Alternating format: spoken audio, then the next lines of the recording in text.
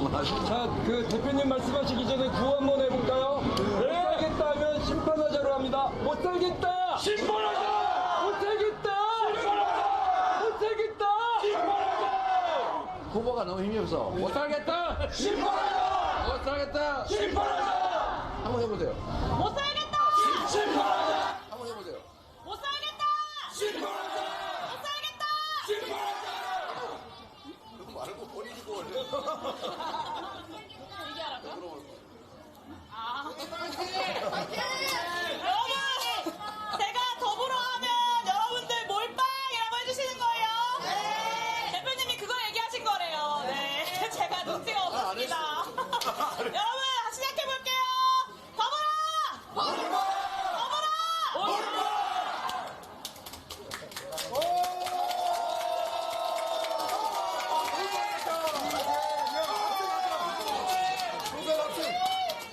네. 여기가 청주 서원구입니까? 네. 4월 10일에 심판할 준비 되셨습니까? 네. 우리 이광희 후보 국회로 보내줄 준비 되셨습니까? 네. 우리 서원구민 여러분들이 지금 말씀하시는 거 보니까 이번 4월 10일에는 확실하게 여러분들이 승리하실 것 같습니다. 힘냅시다, 여러분! 네. 그 전에 우리 용해인 더불어민주연합 후보님 말씀 먼저 들어보겠습니다. 네, 여러분 반갑습니다. 용혜인입니다. 여러분, 먹고 사실만 합니까? 아니요. 살림살이 좀 나아지셨습니까? 아니요. 맞습니다. 정말 민생이 그 어느 때보다 무너져 있습니다. 그런데 이 정부는 대파값이 한 단에 875원이다. 그래서 국민들이 분노하니까 이번에는 한 뿌리에 875원이다. 이런 이야기나 하고 있습니다.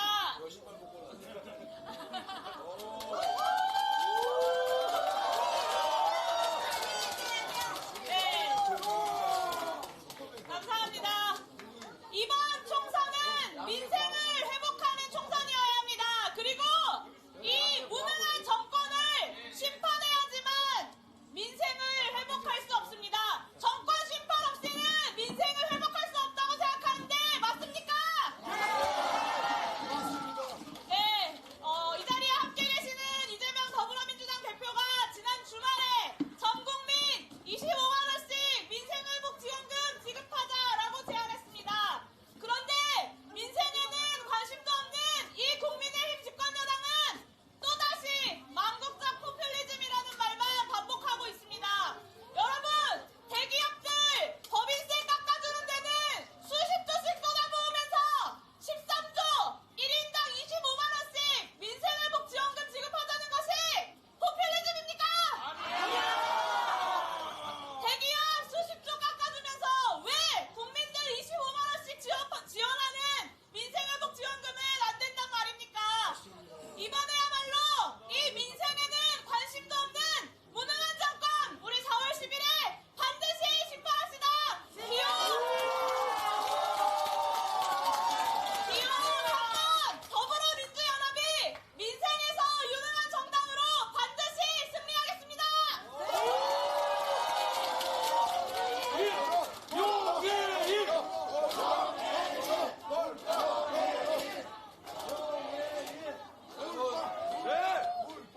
용해인 너무 잘하지요? 용해인 의원이 기본소득당 대표 아닙니까, 여러분?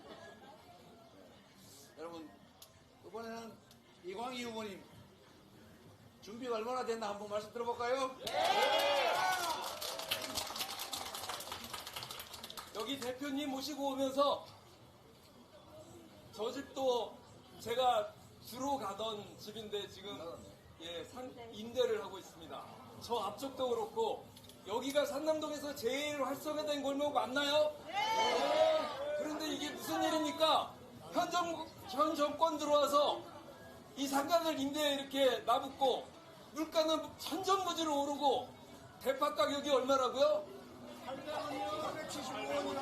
한 뿌리에 지금 장난하는 겁니까? 아, 저기 파 가지고 오셨는데, 그거 너무 작은 파네요.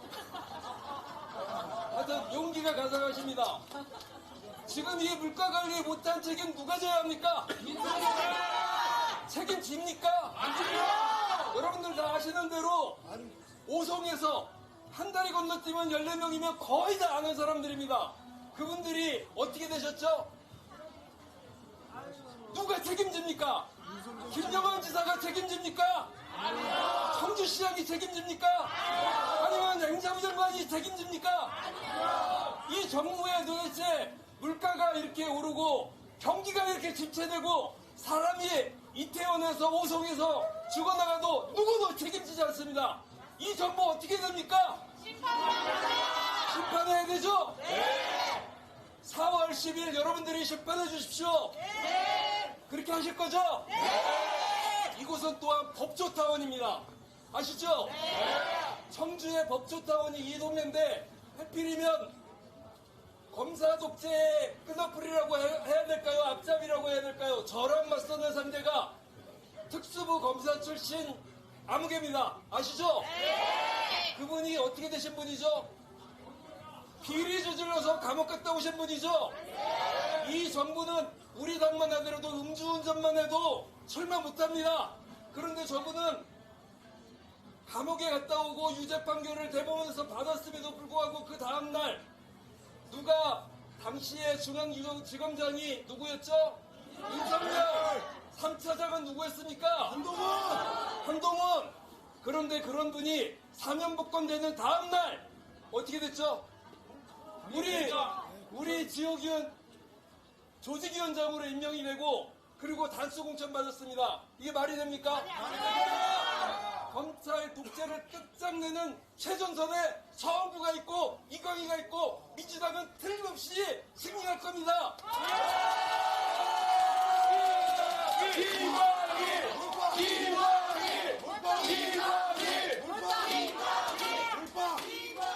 아시는 대로 몇 표가 부족하다고요? 3표! 몇 표 부족?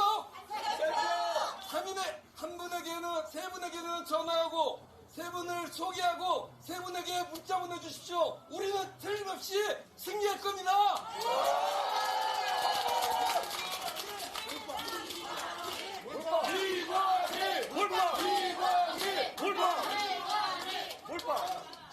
네, 이광희 후보가 역시 경선까지 이기더니 실력이 그 사이에 엄청나 있는 것 같습니다. 자, 이번 청주는 우리 민주당 후보들을 민주당 당원들과 우리 청주 시민들이 다 선택하신 거죠? 네! 저나 당 공관위에서 지정하거나 선택할 수도 있지만 우리 당원들하고 우리 시민들한테 맡겨드렸더니 새로운 인물로 다 선택하셨습니다.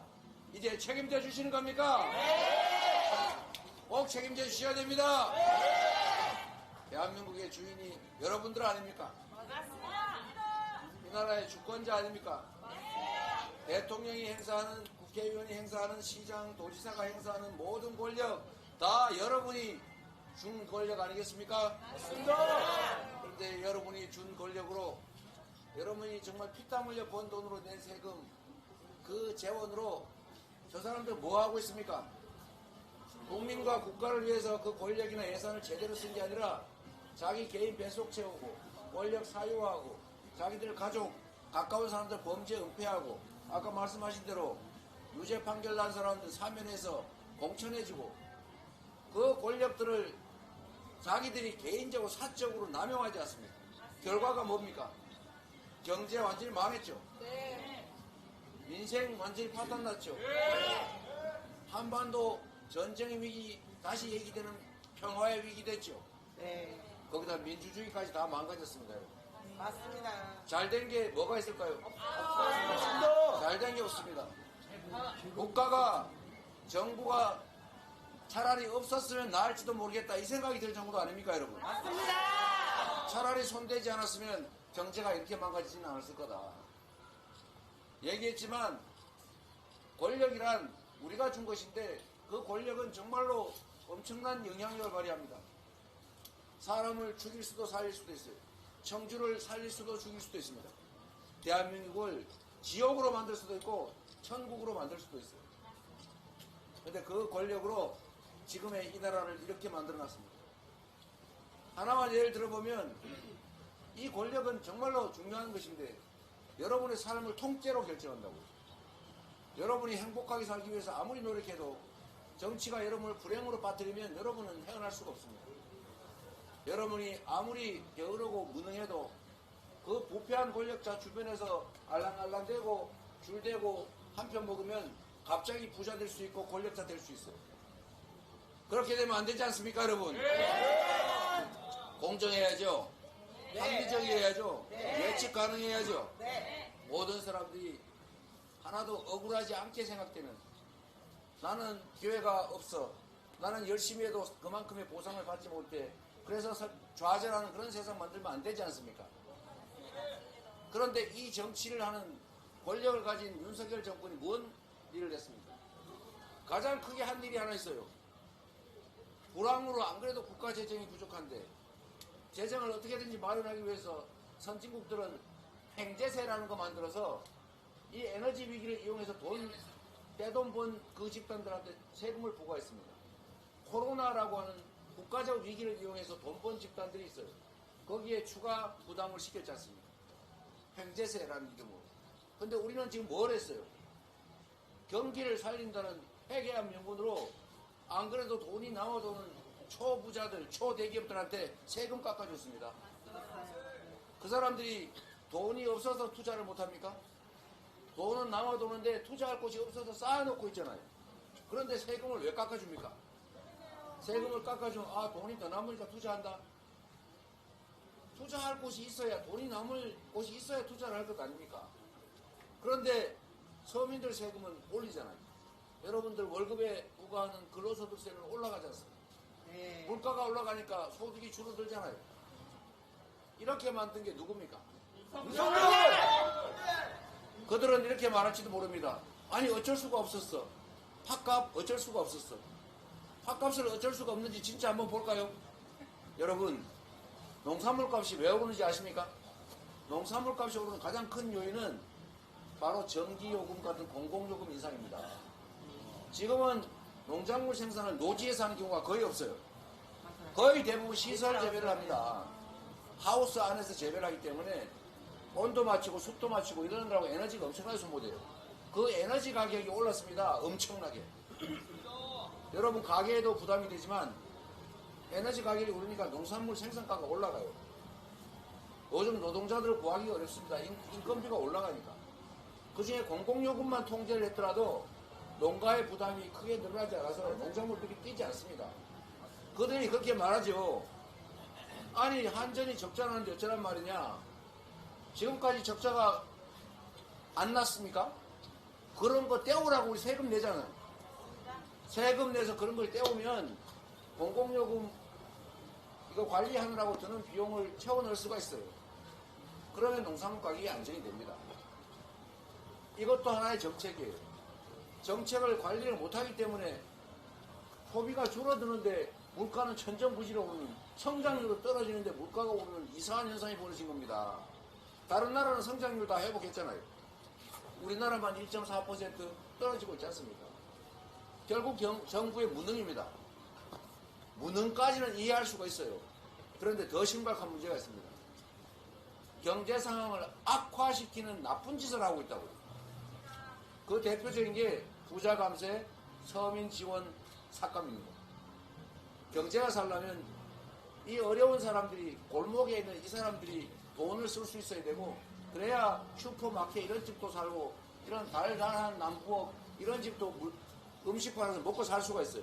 돈이 돌아야 경제가 활성화됩니다. 그래야 국가 경제가 살아요. 그런데 지금 주머니가 텅텅 비어가지고 쓸래야 쓸 수가 없습니다. 이 집이 돈을 못 버니까 이 집 주인도 딴 데 가서 돈을 쓸 수가 없어요. 완전히 돈의 흐름이 꽉 막혀가고 있습니다. 이럴 때 돈을 풀어야죠. 사람도 이게 기가 꽉 막히면 이렇게 침 나와가지고 피 뽑으면 금방 돌아와요. 피를 많이 뽑아야 되는 게 아니라 기혈을 뚫어주는 겁니다. 경제도 똑같아요. 그래서 지금 말씀하신 것처럼 1인당 25만원 정도, 4인 가구 100만원 정도로 지역화폐로 좀 동네에서만 써라. 청주 사람은 청주에서만 써라. 그것도 대형 유통점 말고 이런 동네 가게에서만 써라. 이렇게 하니까 그때 코로나 때 어땠습니까? 코로나 때 거의 5, 6개월 동안 그 이전보다 경제 성장률 곡선이 상향으로 확 돌아섰어요. 근데 그때 나라 망했습니까? 아니요. 물가 엄청나게 올라가지고 나라 망했어요. 아니요. 그때 모두가 행복했지 않습니까? 경기가 살아났잖아요. 경기가 사니까 세금도 늘어나서 국가 재정도 다시 채우지 않습니까? 이게 정책입니다, 바보. 바보야. 이게 정책. 지금 당장 할 수 있습니다. 지금 당장 할 수 있어요. 그런데 대통령이 지금 뭐 합니까? 전국을 다니면서 이 약속, 저 약속, 이거 해줄게, 저거 해줄게. 뭐 해주겠다는 게 엄청나게 많아요. 평소에 안 하더니 선거 때 되니까 열심히 하는데 그 약속한 거 이행하려면 1,000조 원 가까이 든다는 거 아닙니까? 1,000조 원은 써도 되고 13조 원은 쓰면 안 됩니까? 1,000조 원은 특정 소수가 혜택 보는 그런 정책이다. 정말 국가 재정을 대대적으로 쏟아부는 건 괜찮고 13조 원으로 국민 1인당 25만 원씩 줘서 동네 상권 살아나게 하는 거, 정말 손발에 피가 돌게 하는 거, 이렇게 하는 건 안 된다는 게 이해되십니까, 여러분? 아니요. 바로 그겁니다, 여러분. 여러분이 맡긴 권력이, 여러분이 낸 세금이 여러분을 위해서, 나라를 위해서 쓰여지는 게 아니라 특정 소수를 위해서 누군가의 뱃속을 채우기 위해서 쓰여지고 있는 것입니다. 이걸 막아야 돼요. 이 권력을 가진 사람들이, 예산의 집행권을 가진 사람들이 이렇게 해가지고는 권력을 유지할 수 없구나. 이렇게 하다가는 쫓겨나겠구나. 이렇게 하면 권력을 뺏기는구나. 이렇게 생각하도록 정신이 번쩍 들게 해야 되는데 그게 바로 이번 4월 10일에 심판하는 것입니다. 표로 심판을 해서 정신이 번쩍 들게 한번 해봅시다, 여러분.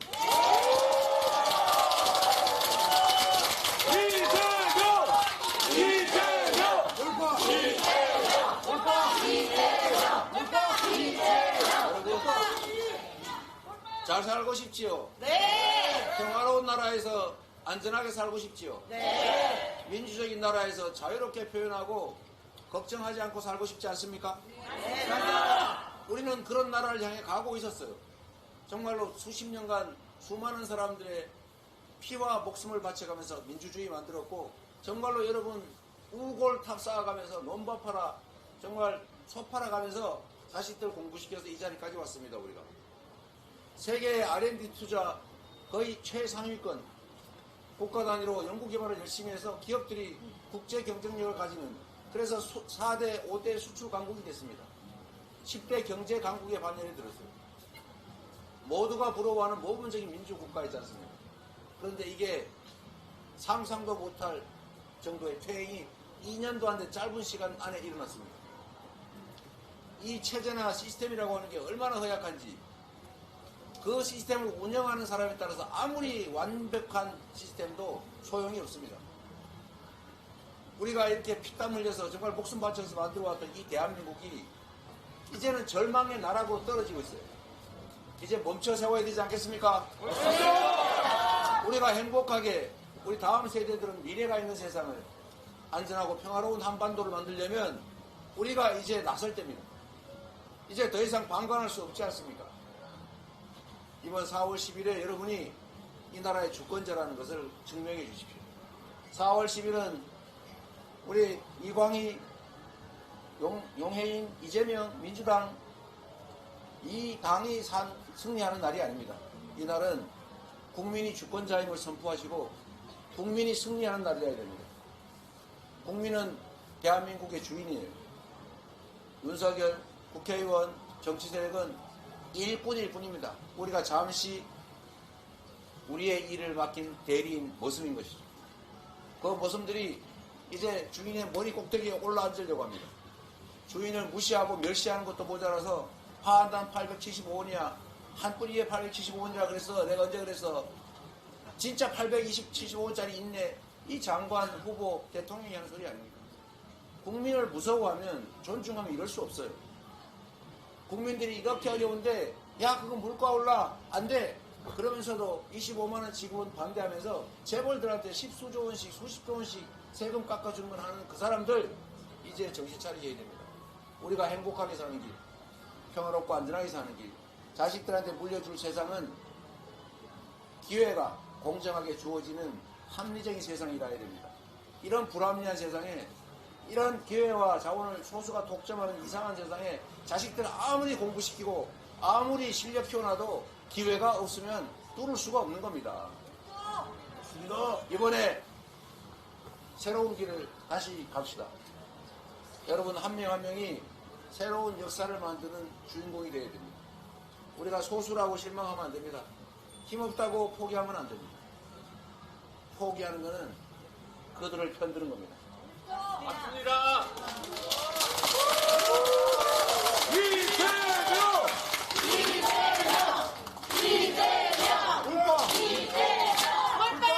그래서 여러분 이게 중요합니다. 여러분 우리 스스로 행동하고 참여하는 거 반드시 필요합니다. 이 자리에 오신 분들이야 당연히 참여하고 행동하고 적극적으로 나서겠죠. 문제는 반쯤 관심을 놓아버린 사람들, 실망하고 좌절해서 포기하려는 사람들, 이 사람들에게 주권자로서 권력을 행사하게 해야 합니다. 포기하는 것은 당신의 삶을 이렇게 나락으로 떨어뜨리고 이렇게 힘들게 만든 그들을 편드는 것이다.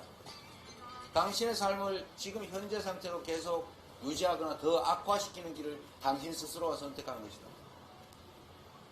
대한민국 민주공화국의 주권자로서의 권력을 행사해야 합니다. 그게 여러분의 다음 세대들이 행복하게 안전하게 평화롭게 사는 길이다. 이거를 많이 알려주고 함께 손잡고 가서 이번 4월 10일에는 확실하게 저들의 횡포를 멈춰 세우고 새로운 희망의 나라로 다시 출발합시다, 여러분.